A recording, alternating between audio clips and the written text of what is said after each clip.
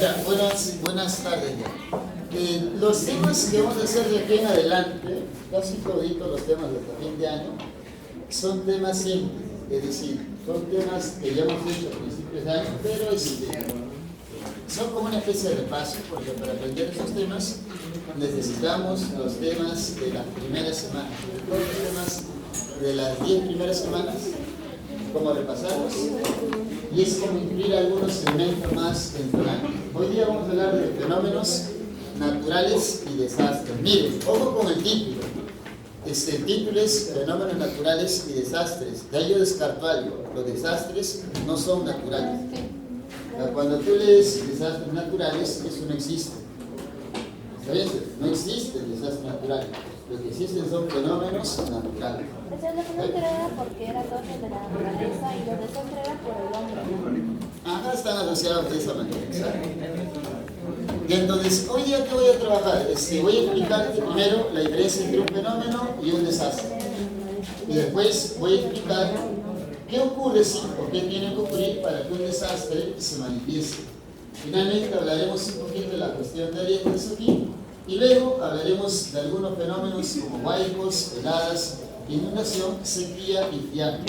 Hay un fenómeno del cual no se habla, sismo, porque es ampliamente conocido. Y hasta entonces, comencemos. Miren, ya vamos a diferenciar. Lo primero que tienen que aprender es a diferenciar. A ver, ya, si hablamos del sismo, el sismo, para ti, ¿qué será? ¿Es un fenómeno o es un desastre? ¿Por qué es un fenómeno? Porque los generas el movimiento de las placas. Ya, porque se da producto del choque de las Es algo placas. natural. Ya, ¿y cuándo puede ser un desastre? Por haber intervenido el espacio geográfico, por así decirlo, naturaleza. Ajá, Y el hombre excelente. interviene y puede generar daños. Claro, lo que pasa, miren, lo primero que tienen que aprender es a diferenciar. Escuchen rapidito. Miren, un fenómeno natural, sí, como su nombre lo dice, que es un evento, sí, que se da en la naturaleza sin intervención humana. Es decir, cuando ya de un fenómeno natural se da ese evento sin que el hombre intervenga. Y así se dan los sismos. O sea, el sismo se da por causa natural. Su compañera mencionó, ¿no?, choque o, si quieres, convergencia de placas. Para el Perú, placa de Nazca y placa solar. Igualito ocurre con el huaico. El huaico es un evento natural, es un fenómeno natural, ¿viste? Y así también puedes poner el caso de las sequías, las heladas. ¿Qué son? Son fenómenos naturales. ¿Por qué? Porque su ocurrencia es ajena a la intervención humana. Son propios, dice ahí, ¿no?, de la dinámica del planeta, ¿no? Se interna, se externa. Otra característica, son cíclicos. ¿Qué significa eso? Ocurren cada cierto tiempo, ¿no? Hay eventos muy regulares. Un ejemplo de los sismos. Los sismos ocurren en ciclos que duran horas, a veces incluso días. Otro casito que estamos viendo ahora, el fenómeno El Niño, ¿sí? Fenómeno El Niño. Es también un evento cíclico. ¿Por qué? Porque ocurre cada cierto tiempo. Ciclos de 3, a veces 5, a veces 7 u 11 años. Ciclo, cada cierto tiempo, ¿está bien? Y siguiente, son inevitables. Casi toditos los fenómenos son inevitables. ¿Qué significa eso? La acción que hagas no va a evitar que se manifieste. Quizás puedes reducir con una acción sin impacto, pero igual se va a manifestar, ¿sí? ¿Sí? Pero aquí viene lo complicado. Miren, ¿no?, presten atención a la diferencia. Un fenómeno natural, sí, no es lo mismo que un desastre. ¿Por qué? Porque el desastre es el daño, sí, que puede desencadenar. Ejemplo, si yo digo que el sismo es un fenómeno, sí, cuando el sismo afecta a la población, cuando cause daño a la población, cuando genere destrucción de las viviendas, ese impacto negativo, eso se llama desastre. ¿Viste? En términos sencillos, ¿qué es el desastre? Ese impacto negativo es la destrucción que podría causarnos o generarnos un fenómeno natural. Exacto, pero miren, la diferencia está en esto, repito, dense cuenta. Yo le estoy diciendo que el sismo sea el fenómeno, el desastre, perdón. Estoy diciendo que el sismo, cuando cause daño, ese daño hecho es el desastre. ¿Entendiste? Claro, yo puedo decir eso. El fenómeno natural, si impacta en la población de forma negativa, ese daño es el desastre. Podría ser una causa, podría generar un desastre. Pero yo no digo si esto sí es el desastre. ¿Me entendieron? No es el que puede causar, sí, o el que puede generar el desastre. Y no todos los desastres son ocasionados por fenómenos. A eso es lo que vamos a ver hoy. Eso es justamente lo que vamos a ver hoy. Por ejemplo, miren, no cualquier daño sí es causado por un evento natural. Hay ocasiones en que ciertas acciones sociales pueden generar también daño. Voy a poner un casito. Hay uno famoso, bueno, hay dos, también bien conocidos. Todos han escuchado Chernobyl. Sí. O Chernobyl, como se pronuncia. ¿Cierto? Ya, pero hace poquito ha ocurrido un desastre similar en Fukushima. No tan reciente, 2011. También porque hubo un accidente nuclear que afectó a Japón. Ese accidente nuclear ha tenido ese impacto, pues es un impacto, por ejemplo, ¿no?, de tipo económico, sí, de tipo social también, porque la población que vive en los alrededores ha tenido que ser desplazada. Siempre que hay un desastre, hay un impacto en la población.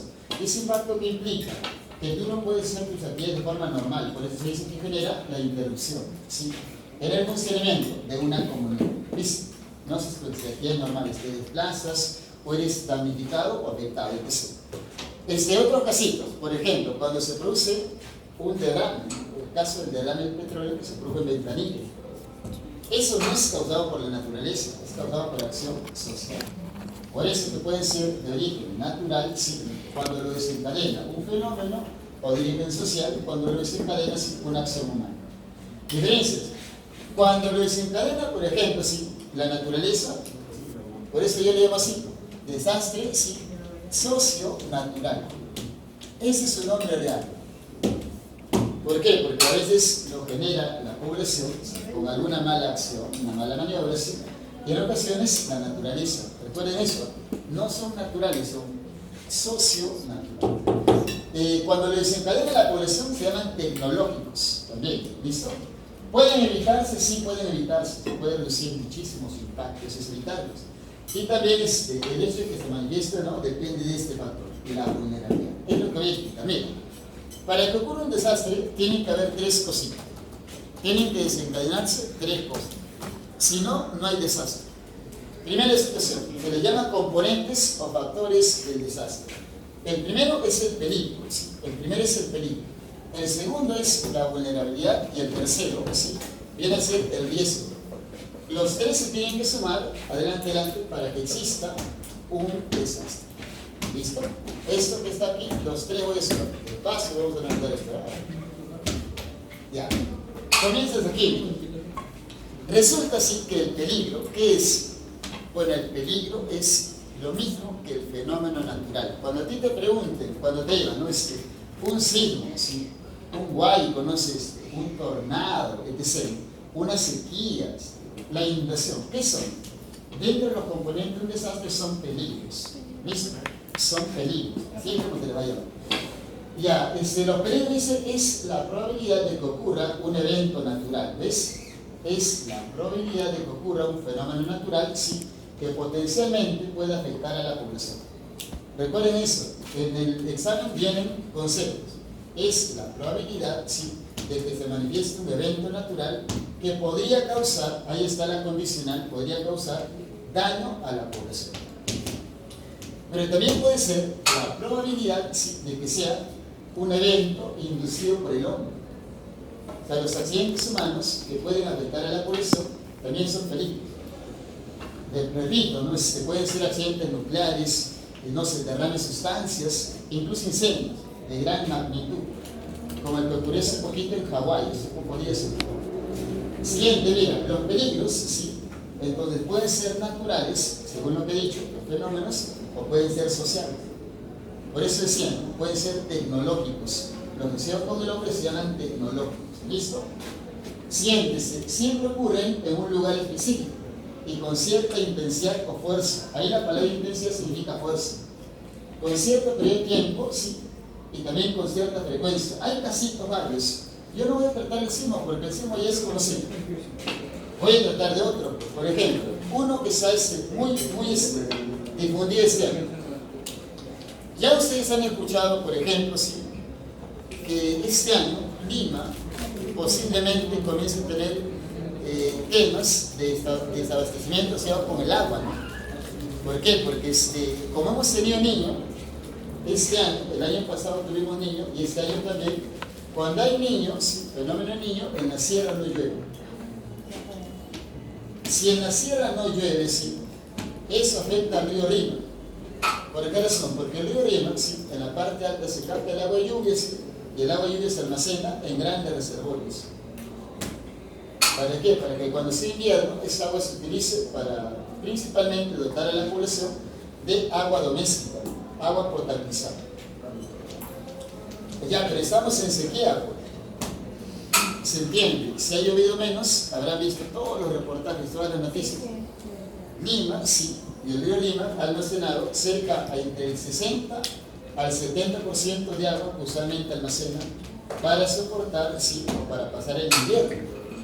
Entonces, si tú analizas eso, con menos agua es lógico que viene algo que es el racionamiento del agua. Voy a eso. Siempre, siempre un peligro, sí, se da en un lugar específico, en este caso, en la cuenca del río Lima. Con cierta intensidad, había sequía, pero no ha sido severa. ¿Por qué? Porque si hubiese sido severa, mira el impacto que hubiese tenido, 60-70% de los reservorios. Los reservorios son grandes piscinas que almacenan agua. Eso. Si hubiese sido más intenso, el impacto en la población sí hubiese sido notorio. Siempre. Pero una condición es que se puede reducir ese impacto. O sea, tú puedes reducir ese impacto negativo si hablas de un desastre. ¿Cómo? No sé si he escuchado que sea PAL va a comenzar a racionalizar el uso del agua. Con eso se reduce el impacto. Sí se puede trabajar en un desastre.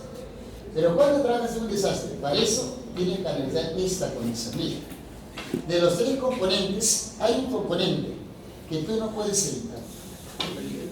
Yo no puedo evitar que dejen de haber sequía. Yo no puedo evitar, por ejemplo, que dejen de haber sida.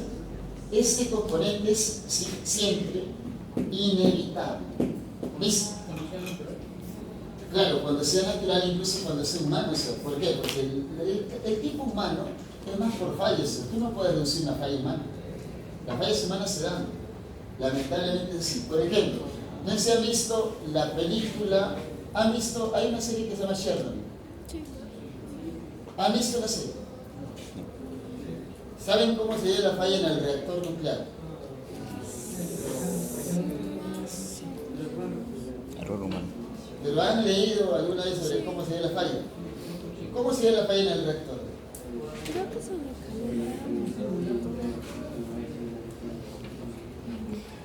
¿Qué pasó para que se dé la falla? En realidad estaban haciendo una especie de simulacro porque querían establecer una nueva forma de enfriar los reactores.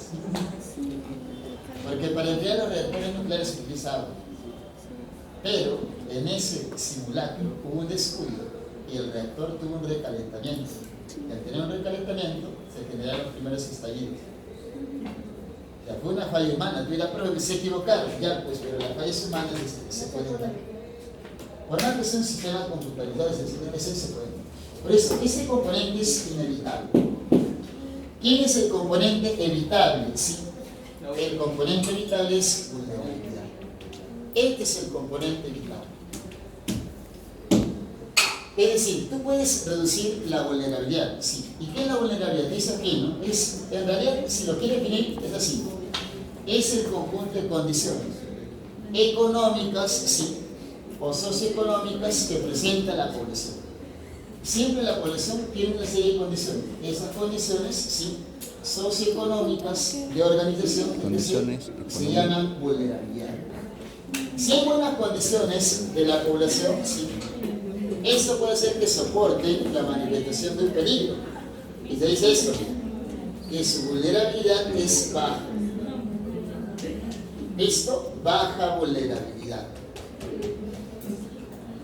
Si, por ejemplo, es una población que no tiene una buena condición socioeconómica, se considera que su vulnerabilidad es alta. Hay alta vulnerabilidad. Vamos a ver algunas situaciones. Analicen. Miren, cuando hablo de la vulnerabilidad, repito que es el conjunto de condiciones. Están asociados con lo económico y cómo la población se organiza. socioeconómicos, eso es conjunto de condiciones que pueden hacer que una población sí soporte la manifestación de un peligro, ¿sí? Soporte. Cuando la población soporta ¿sí? la manifestación de un peligro, se dice que su vulnerabilidad es baja. Cuando no soporta, ¿sí? su vulnerabilidad es alta. Cuando es altamente probable que sea afectada, ¿sí? su vulnerabilidad es alta. Cuando es poco probable que sea afectada, su vulnerabilidad es baja. Vamos a ejemplos, podemos comparar, vamos a comparar para que vean cómo funciona esto de la vulnerabilidad. A ver, el caso más famoso de peligros es el sismo. Y tú sabes que el Perú se encuentra en una zona sísmica muy conocida, Cinturón de Fuego del Pacífico. Pero también en otros países como Japón. ¿Cierto? Por aquí puede estar Lima.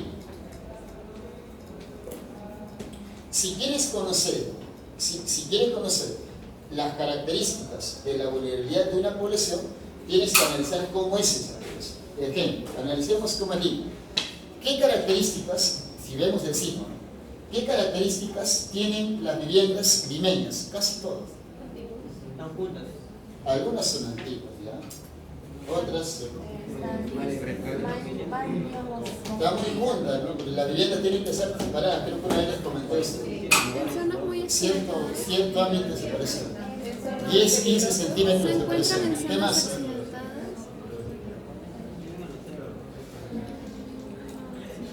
¿Qué más?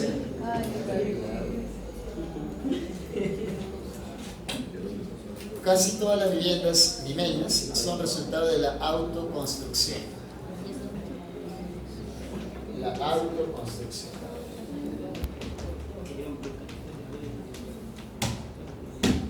¿Han escuchado la palabra autoconstrucción?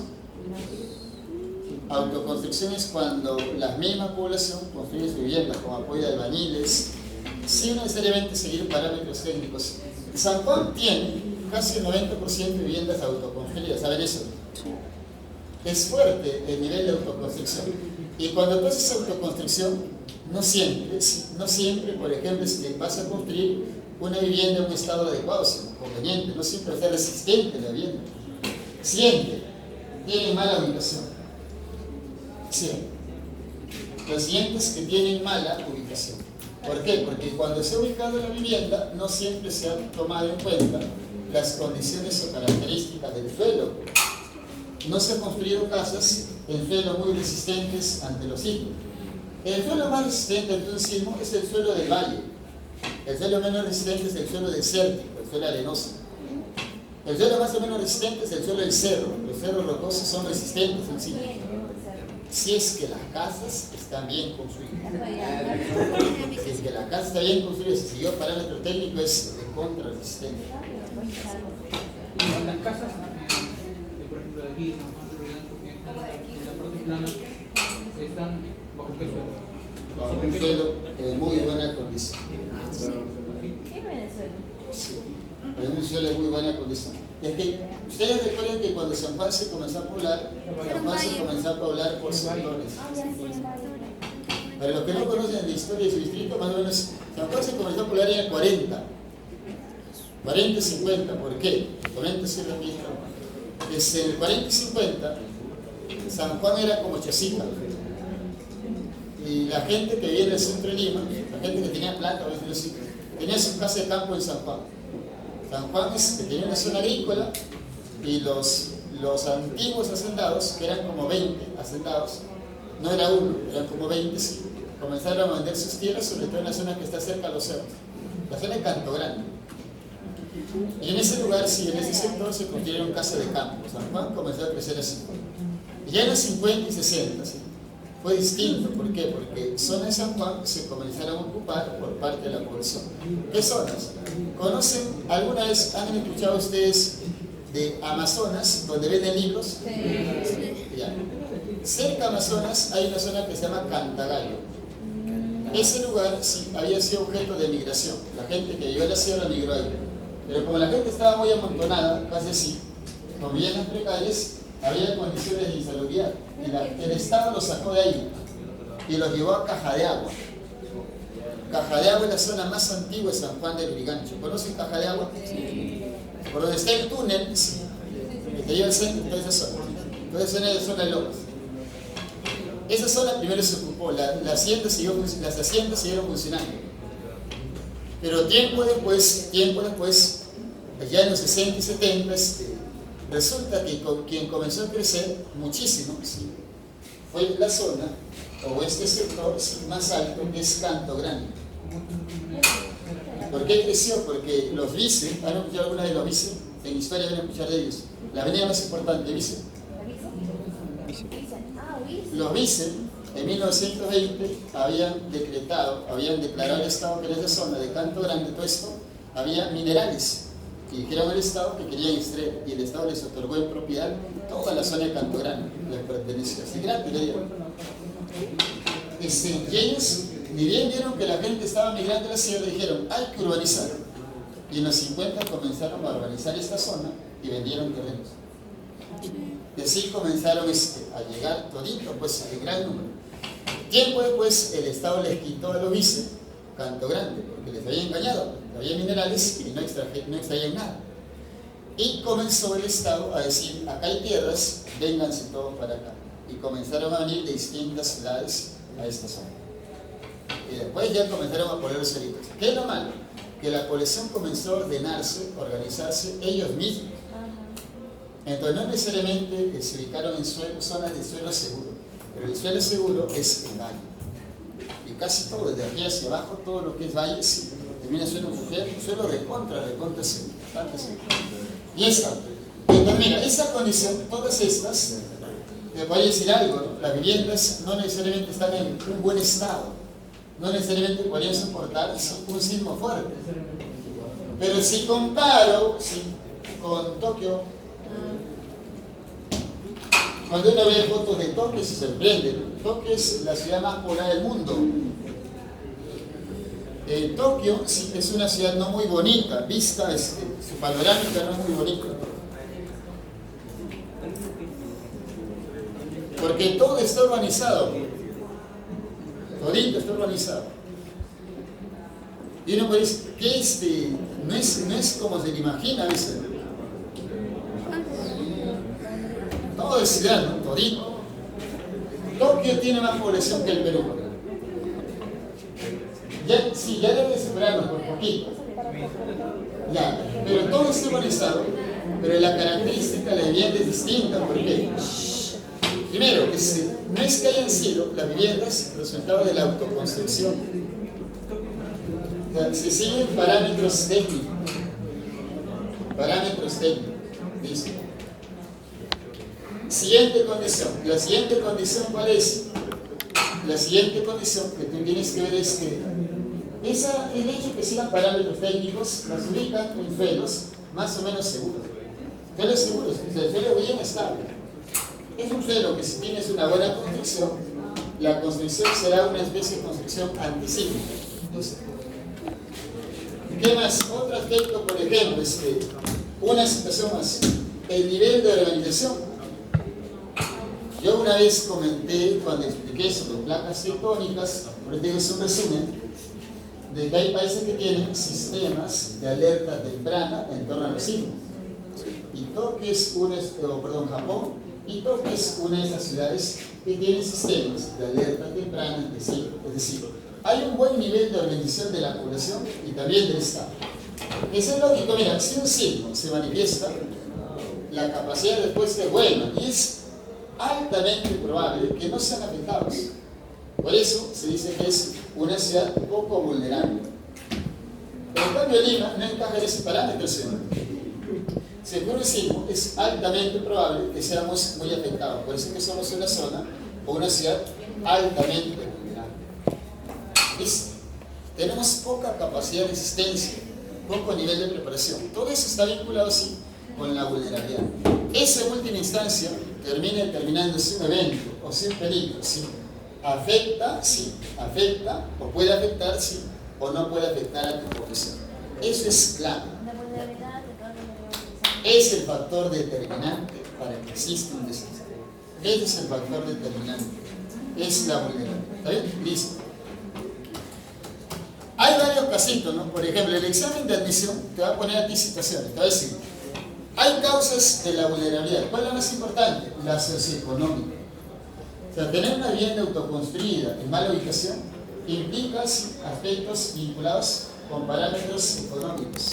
Hay otro nivel de vulnerabilidad que es el nivel educativo, es decir, qué tanto conoce la gente, qué tan preparada está y también qué tan conscientes en torno, ¿sí? Qué tan conscientes de que existen peligros y que tienen que reducirlos o actuar de manera adecuada. Es un parámetro adicional. Bien, es lo educativo. Siguiente, es el parámetro político, es decir, cómo el Estado y las instituciones emplean acciones para preparar mejor a su población. Pero esto se puede reducir. ¿Cómo? Por ejemplo, si uno mejora la estructura de su vivienda, reduce su vulnerabilidad. ¿Cómo? Si se prepara mejor a la población, reduce su vulnerabilidad. ¿Cómo? Si se establecen mecanismos, ¿sí?, de mejor información ante la población. Yo comenté una vez que en el Perú se estaba instalando, todavía no se termina de instalar, un sistema de alerta temprana ante los sismos. No se ha terminado de instalar, pero estamos en ese proyecto. Cuando se termine de instalar, tendremos una herramienta ¿para qué? Para saber qué hacer al principio, de manera más rápida. Sí. ¿Listo? Y ese parámetro entonces es determinante. Está vinculado con los niveles de riqueza, pobreza de la población, que le hacen tener una buena vivienda, sí, una buena vivienda o una vivienda precaria. Y eso determina el tipo de vivienda y por ende la vulnerabilidad. Esto también determina dónde se ubican las casas, dónde se ubican las viviendas, si en zonas seguras, inseguras. Ya está. Ese es el parámetro clave, es la vulnerabilidad, es el parámetro clave, recuerden, es el factor determinante. Y el tercer factor es el riesgo. Ya mira, ¿el riesgo qué es? El riesgo es el cálculo teórico. ¿Listo? Es la estimación teórica de daños. Estimación teórica de daños. Eso viene a ser el riesgo. Estimación teórica de daños posibles. A ver, voy a poner un ejemplo. ¿Cómo se hace el cálculo del riesgo? Es un cálculo matemático. ¿A ustedes les gusta matemático, me parece? El cálculo matemático se hace así. Ejemplo, si yo sé que en San Juan si hay un porcentaje de viviendas autoconstruidas, voy a decir así, en condición más o menos precarias o vulnerables, muy vulnerables o altamente vulnerables, es decir, podrían ser afectadas por un sismo. Yo estimo, esto se hace con los censos, por eso es que se hacen los censos. Yo estimo que viviendas son resultado de la autoconstrucción, porque cuando se hace un censo se pregunta cómo se construye la vivienda, y así tienes un estimado de qué porcentaje de viviendas son autoconstruidas. ¿Entendiste? Siguiente, ¿qué más? Tú mezclas esto, por ejemplo, ¿qué pasaría, dicen, teóricamente, si ocurre un sismo de 8 grados? Si tengo tantas viviendas autoconstruidas, es probable, por esa probabilidad, que se caiga, no sé, el 50% de esas viviendas. ¿Viste? Es una estimación teórica. Es una probabilidad. Es la probabilidad de daños. ¿Listo? Ahora miren, cuando se hace esa estimación, la estimación suele ser la mayoría de veces trata de ser bien realista la estimación, o la estimación. Pero en ocasiones, las estimaciones tienen una variación. ¿Cuál es? Es que las estimaciones se basan en parámetros anteriores. Un ejemplo. Ahí se puede calcular cuánto puede ser incluso el daño económico que genere un peligro si es que afectase a una población muy vulnerable. Se hacen cálculos teóricos, cálculos matemáticos. No sé, 50% de viviendas se caen, tantos fallecidos, tanto se pierden millones de dólares. Cuando tú veas eso, ¿no? Hay una estimación teórica, ¿no?, de daños posibles sobre tal peligro, sobre tal evento. Dirás, esa estimación teórica es en última instancia el riesgo. Es el riesgo, la estimación teórica. Es como si yo, por ejemplo, estimase esto, puede ser que no haga esto. Es como si yo quisiese calcular algo así. Le voy a poner este casito, si le gusta el fútbol, a ver. Creo que van a haber partidos de la selección de aquí a unos pocos meses, ¿no? La otra semana. Ah, ¿la próxima semana? No sabía. Ya, ¿cuántos partidos se juegan? Creo que 10 equipos juegan en Sudamérica. Ya, estima, ¿cuántos puntos puede sacar Perú en todas las eliminatorias? 3. En todas las eliminatorias. Los 18 partidos que va a jugar, son 10 equipos, ¿no? 23. Pensaste 20, ya, pero es una estimación que tú estás haciendo suponiendo algo. El riesgo es igualito, es una estimación de lo que podría ocurrir. No necesariamente va a ocurrir exactamente así. Es una especie de pronóstico, es un cálculo teórico. Cálculo teórico. Claro, lo más acertado posible. No es 100% acertado, sí, lo más acertado posible. Y eso. Para estimar el riesgo, sí, tú te basas en el peligro y la vulnerabilidad. Ahí es donde interviene la física, principalmente. ¿Por qué? Porque hablas de los posibles impactos de sismos u otros eventos, otros peligros. ¿Sabes? Física. Bueno, sí, yo voy a analizar no desastres. ¿Por qué? Porque según lo que te he comentado, sí, nosotros cuando hablamos de un sismo, no hablamos de un desastre, hablamos de un peligro, de un fenómeno natural.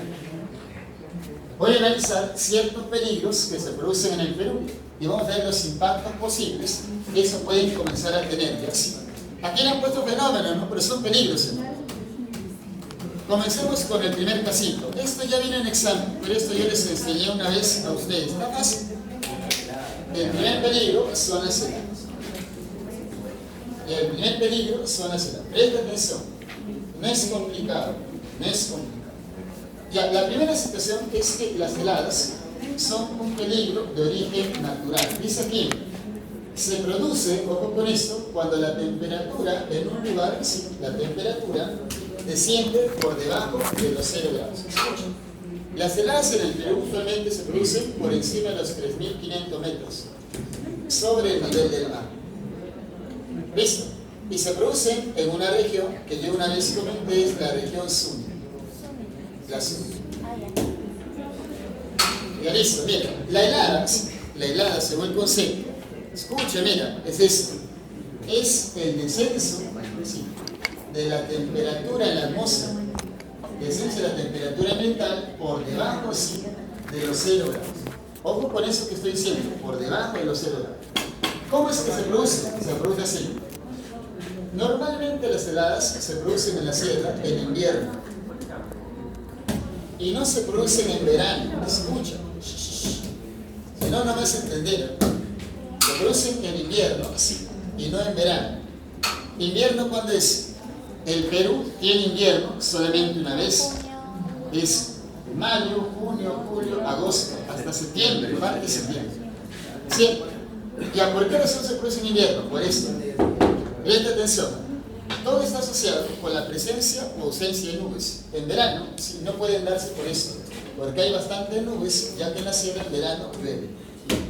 Cuando hay nubes, ¿qué ocurre? Cuando llegan los rayos solares durante el día, los rayos solares calientan al suelo, es decir, al continente, a la cordillera. Y luego la cordillera pierde calor, pero las nubes actúan como gases del efecto invernadero de forma muy similar. ¿Qué van a hacer? Van a reflejar el calor nuevamente hacia el suelo, evitando así que en verano la temperatura descienda bruscamente. Que la temperatura en verano en la noche será de 10 grados, de 8 grados. Repito, de nuevo. Claro, en verano las heladas no están por esta razón. Repito. Llegan los rayos solares, van a comenzar a calentar toda la zona continental. ¿Listo? La zona continental, el continente cuando se calienta almacena temporalmente calor. Y cuando pasan unas horas, comienza a reflejar ese calor. Se va el calor. El calor se tendría que ir en su totalidad y las sierras, las partes altas, por encima de los 3.500 metros, enfriarse. Pero eso no ocurre. ¿Por qué? Porque en verano hay presencia de nubes.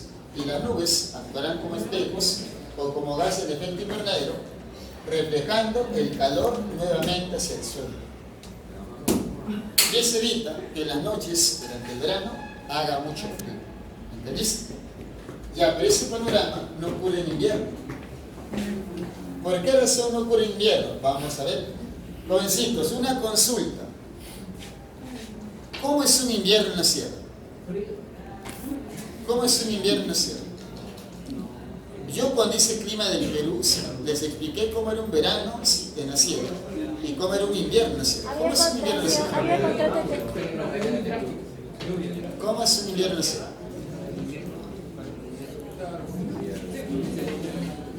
Te escucho.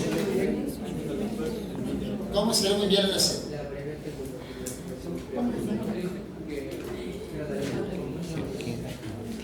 Los días son cortos, los días son de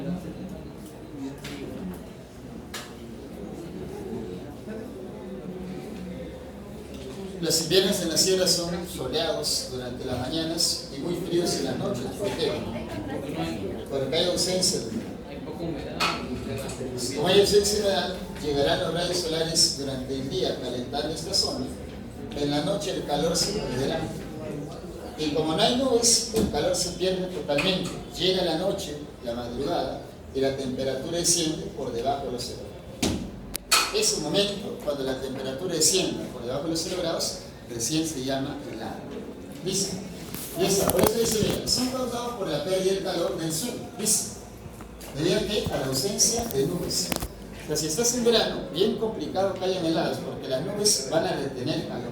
¿Listo? Van a retener calor. ¿Y a qué más? Son fuertes, muy fuertes en la Sierra Sur. Sierra Sur, ¿quién es? Es uno principalmente, y aquí han puesto al Cusco. Serán uno, sí, y también será Cusco. Siguiente, serán, dice, ¿no? Abril, septiembre, ahí está, junio, julio son más intensos, se producen las SUNY y afectan a los cultivos, al ganado y también a la población, temas de salud.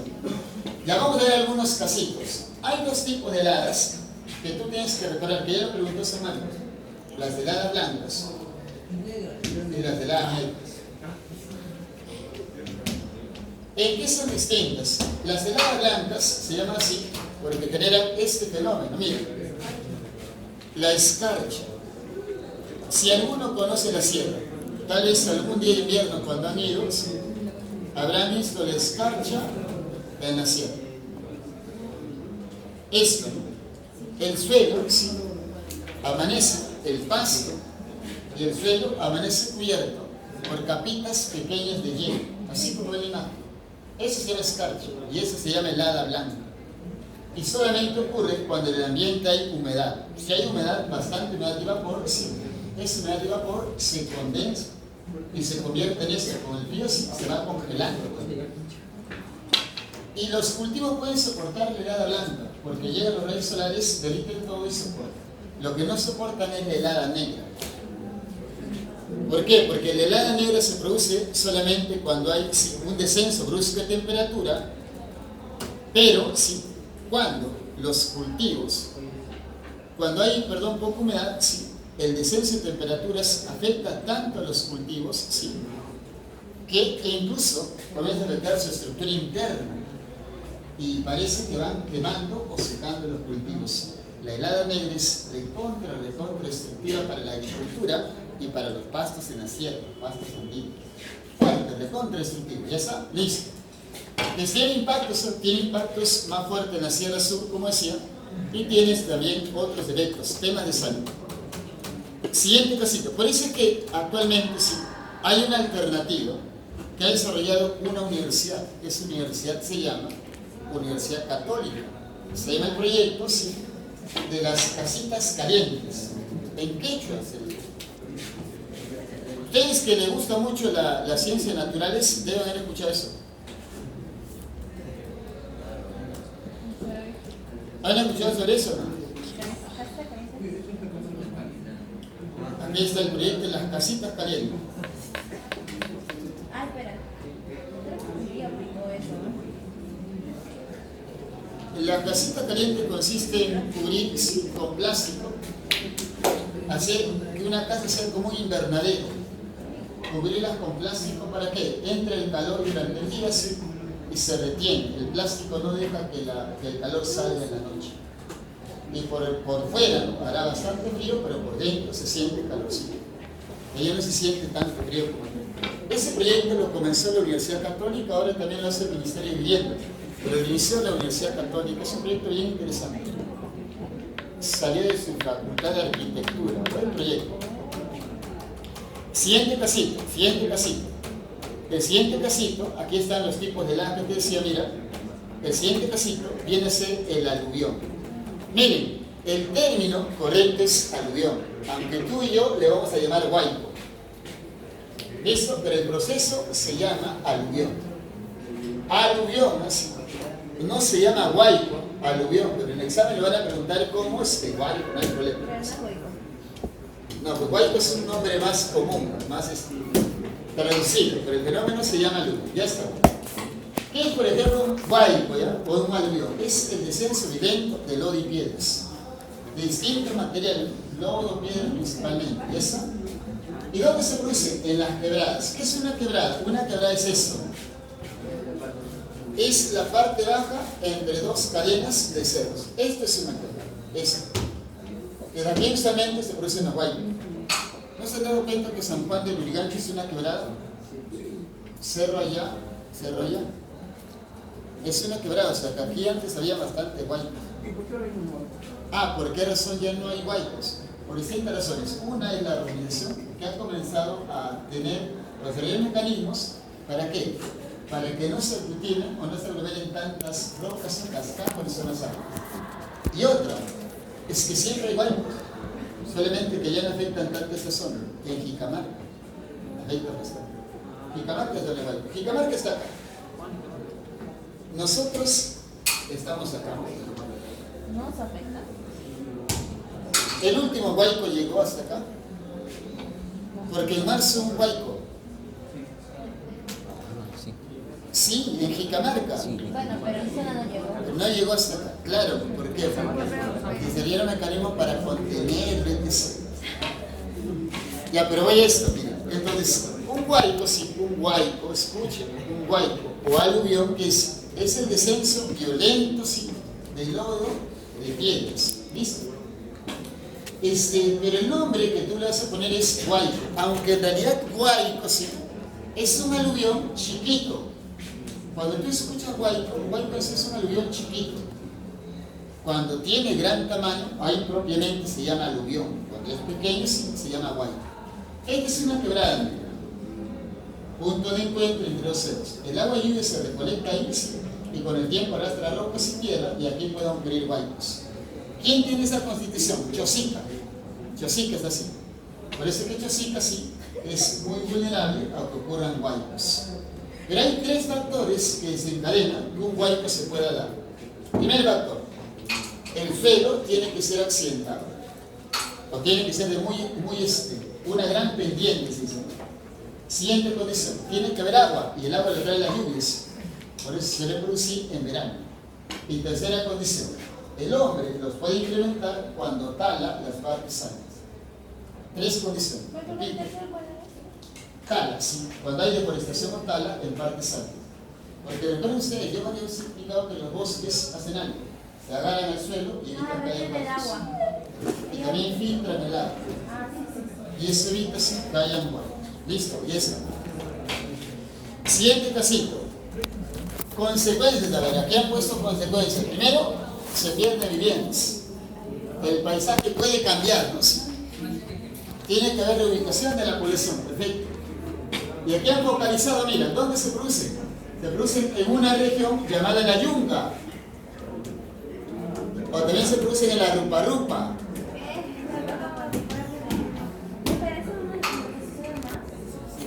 Donde ocurre más es en la Yunga. Yunga es una parte de sierra, la parte baja de la sierra. Chosica, Yunga. Chosica, Yunga. Ya, pero ¿cómo hacemos nosotros? ¿O cómo podríamos hacer? La pregunta de admisión es siempre condicional. ¿Cómo podríamos hacer para reducir el impacto, sí, de un huaico? Voy a mostrarles algunas alternativas. Varias son conocidas. Primera alternativa. Construyes bermas. Ah, no sale.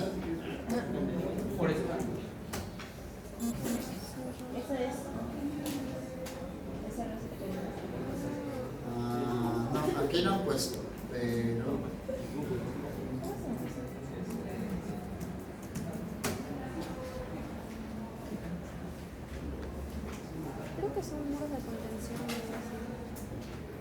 Y a una verma es esto, no hay imágenes, una verma es esto. Tienes un cerro, ¿sí? Por aquí va a ascender el Huayco y tú les construyes muros. Y esos muros reducen el impacto del Huayco. Esos muros se llaman vermas. Son como muros de contención. La otra alternativa es reforestar. ¿Cómo reforestar? Ah, volver a construir. Reforestar es sembrar árbol. La otra alternativa, antigua, construir senderos. Otra alternativa, moviliza la población. Si la población vive en una quebrada, sácala de ahí. Sí. Geomallas. También pueden colocar geomallas. ¿Conocen la Costa Verde? ¿Conocen la Costa Verde o no? Sí. No, no se rompen, son de buena calidad. Si son de buena calidad no se van a romper. ¿Cómo puede hacer redirigir el Huayco hacia una zona agrícola? O que quiera que sea agrícola. También se puede hacer eso, pero para eso tienes que primero construir esto, las vermas o muros. Porque con las vermas o muros, un muro, sí, en realidad no sí, una verma es así. O sea, permite que el Huayco se acumule, pero por aquí desfoga. Y con eso puedes comenzar a redirigir. ¿Qué te puede ¿Y hacer? es beneficioso para que vayan a las zonas agrícolas? Usualmente no, pero los huaycos son importantes porque con los huaycos, de una vez expliqué, se han formado las pampas. Ah, ya, y Y eso las pampas son zonas agrícolas. y lo pueden utilizar también para la vegetación. Sí, exacto. Sí tiene sus. Y está. Miren, otra alternativa. ¿Otra alternativa cuál es? Actualmente, sí, se ha instalado en varios lugares de Chosica, sobre todo, que es una zona que tiene bastante huaycos, sistema de alerta temprana. Cámara, ¿no?, en partes altas, que permiten ver la acumulación del agua. Esa agua que luego sí va a comenzar a generar, ¿qué cosa? Va a comenzar a generar, sí, el posible deslizamiento de un huayco. ¿Cómo dijo, profesor, sistema? Sistema de alerta temprana, así se llama. Sistema de alerta temprana. Ya está. Siguiente pasito. De sequía sí no voy a hablar mucho porque es bien conocido. ¿Qué es la sequía? Es un periodo, pues una anomalía atmosférica. Y en esa anomalía atmosférica sí, lo que comienza a ocurrir es que se produce ausencia o escasez de precipitación. ¿Listo? Ausencia o escasez de precipitación. Ya miren, cuando hay sequías, hay distintos tipos de sequías. Aquí han puesto algunos, pero yo voy a situarme solamente en esto, porque esto es lo que tú tienes que aprender. Sequía meteorológica. Llueve menos en sí. ¿Listo? Comienza a llover menos. Ya, ¿cuáles son las consecuencias de sequía? Dice, ¿no? Se pierden cultivos, se muere el ganado, pecuario, ganados, se afecta la producción de energía. Se afecta la producción de energía. ¿Qué más? Dice, menos agua potable para las ciudades.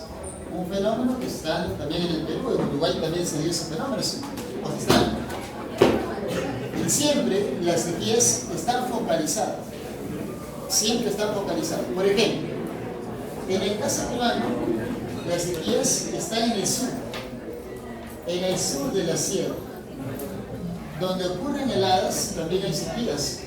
Es decir, estoy hablando yo de Puno, y estoy hablando también del Cusco. Puno y Cusco. Pero eso es porque también hay mucho más calentamiento solar, por ejemplo, o sea, que hay más, no es cuando se termina, o sea, hay más, trata más de cada día. No, lo que pasa es que las sequías están asociadas en momentos en los cuales no hay lluvia. Y en el sur, cuando hay un fenómeno del Niño, llueve menos. Está muy asociado con el fenómeno del Niño y sus efectos. Menos lluvia, sí, en las sierras con el fenómeno del Niño. Que después voy a explicar. Ya sigo. ¿Qué más? Bueno, la inundación es un fenómeno, sí, bien sencillo. ¿Por qué? Porque es lo contrario a la sequía. Es también una anomalía en la cual comienza a ocurrir, ¿qué cosa? Comienza a ocurrir gran proceso de precipitaciones y las aguas de los ríos o lagos comienzan a ocupar territorios nuevos, distintos. Se pueden dar por desbordes. ¿Listo? Llueve mucho, también por tsunamis. ¿Saben? Esas consecuencias se pueden dar, los efectos se pueden dar. A ver si me dejan explicar o comentar, por favor. Somos de la una, yo creo. Y a los que desean pueden salir, no hay problema. Ya es más de la una, los que desean pueden salir. Pero sí, lo hacen en silencio. Si quieren salir, lo hacen. Ya es más de la una. Entonces, mira, la otra situación. El agua sí puede comenzar a ocupar espacios, territorios, áreas en las cuales no estaba. Por distintas razones, se incrementa la lluvia, sí. Eso genera cultivos de bordes, sí. Hay tsunamis, etc. Distintos eventos. Ya, pero aquí lo que tú tienes que ver es consecuencia, ¿no? Porque el examen realiza más consecuencias. Daños a cultivos, pérdida de vidas, pérdida de viviendas, daños de infraestructura, pero aquí puede sumar algo más. Afecta las condiciones de salubridad.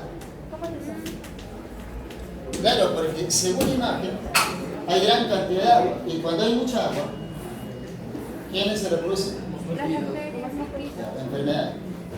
Salubridad. Enfermedad. Claro, afecta sí, a la condición de salubridad de la población. A la salud. Si quieren la salud, se desarrolla enfermedades, así también se puede producir. Siempre así. A ver, por ejemplo, mira, el otro impacto es este. Si afectan los cultivos, hay un efecto inmediato. O sea, si hay menos cultivos o menos cosecha de un producto, te van a preguntar así, ¿cuál es el impacto? Se incrementan los precios. Sí, claro, porque la gente va a querer que porque no hay. Incrementa el precio. Todo eso sí, lo puedes comenzar a asociar. Puedes establecer asociación. ¿Listo? Ya está. Y finalmente voy a explicarte el casito que viene en el examen de admisión. ¿Quién es ese casito? El friaje. ¿Listo? El friaje.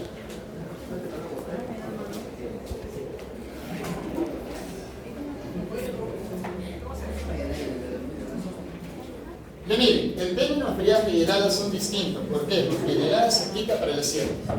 Aprende esto. Cuando dices helada, sierra. Cuando dices friaje, seco. ¿Listo? Helada, sierra, friaje, seco. Ya, ¿cómo es que se produce el friaje? El friaje se produce así. Esto es Sudamérica, esto es la Antártida. Y resulta que cuando llega el invierno, ¿sí?, los vientos fríos de la Antártida llegan, ¿sí?, hasta Sudamérica. Y comienzan a ingresar a Sudamérica por la zona de Argentina, luego se van a la selva de Bolivia, a la selva de Perú, es decir, distintos países. Ese viento frío que llega es el que genera en la selva descenso de temperatura. ¿Listo?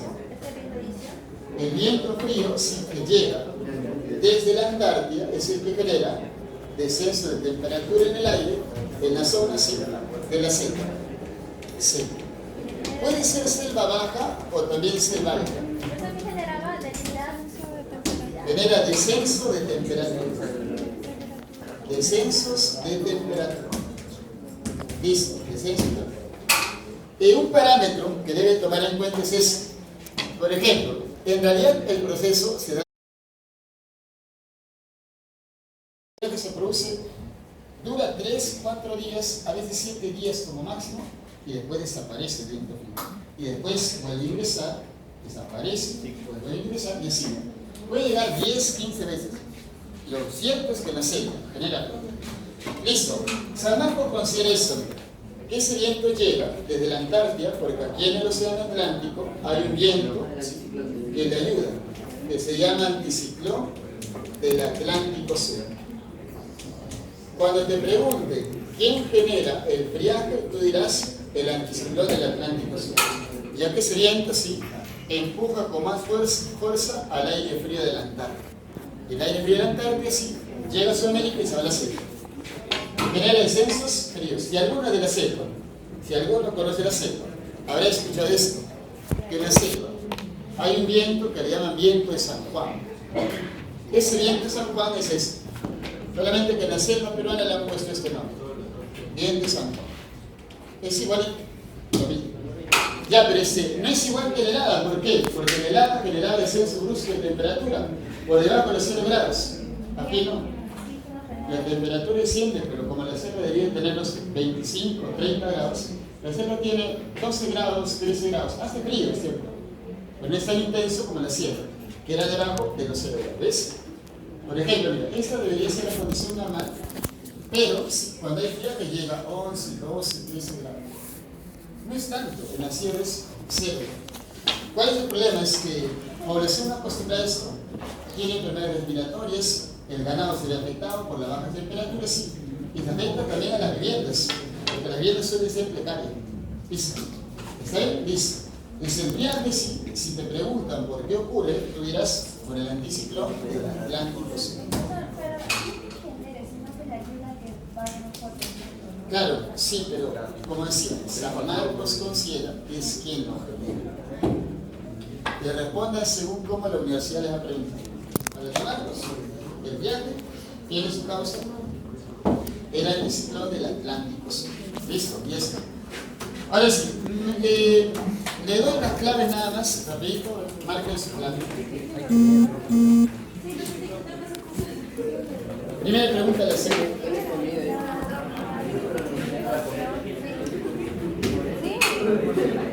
Segunda pregunta. La C. Primera la C, segunda la C. Tercera pregunta. La D. Y la cuarta pregunta, la clave correcta es la D. ¿Está bien en eso? 5, 6 y 7, esas preguntas las trabajamos. ¿Listo? Hoy día en la tarde subo el solucionario. Nos vemos hasta